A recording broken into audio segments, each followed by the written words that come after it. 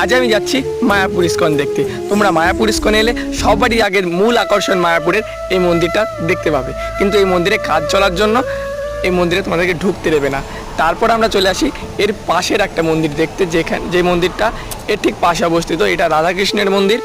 এই মন্দিরটা তোমাদেরকে ঢুকতে দেবে, দেখলে অসাধারণ মন্দির এটা। তারপর আমি চলে আসি খাবারের কুপন নিতে। তারপরে আমি খাবারের কুপন নিয়ে চলে যাই খাবারের জায়গায়। এইখানে মোটামুটি একবারে 500-700 জন খাবার দাবার খেতে পারবে। আজকে ছিল খিচুড়ি, ভাত আর একটা করে তরকারি আর পাঁপড় ভাজা। এই খেয়ে আমি চলে আসি গোশালা দেখতে। এখানে ছিল অনেকগুলো গরু আর দেশি ছিল, তাছাড়াও বিভিন্ন রকমের বিদেশি গরু ছিল। গোশালা থেকে বেরিয়ে এসেই দেখা হয় আমার এই বাচ্চা মেয়েটির সাথে, যে অসাধারণ বাঁশি বাজাচ্ছিল।